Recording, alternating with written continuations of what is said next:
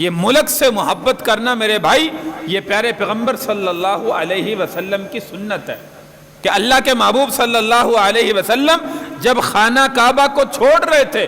مدینہ میں ہجرت فرما رہے تھے، تو واپس مڑ مڑ کر جو ہے وہ خانہ کعبہ کی طرف بار بار دیکھتے تھے اور کہتے تھے کہ خانہ کعبہ، اللہ کے گھر تو مجھے بڑا محبوب ہے،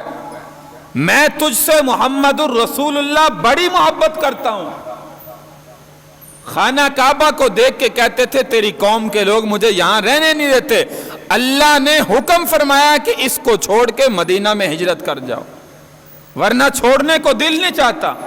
اسی لیے ہمارا ایمان اور عقیدہ ہے کہ کائنات میں سب سے معزز شہر،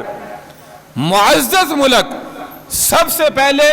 ہمارے ایمان کی حیثیت کے مطابق جو ہے سب سے پہلے خانہ کعبہ اور مدینہ منورہ ہے، مکہ مکرمہ اور مدینہ منورہ ہے۔ اس کے بعد سب سے زیادہ اہمیت ہمارے لیے ہمارے وطن ملک پاکستان کی جو ہے وہ محبت ہے۔ تو یہ اللہ کے محبوب صلی اللہ علیہ وسلم کی سنت بھی ہے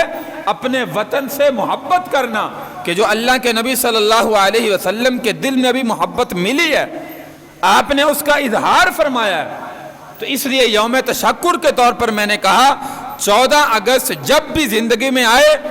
یوم تشکر ہمیں اس بات کا شکر ادا کرنا چاہیے،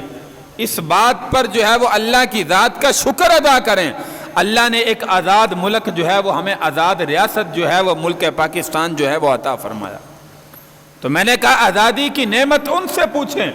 جو آزاد نہیں ہیں، جو کسی کی غلامی میں زندگی گزار رہے ہیں۔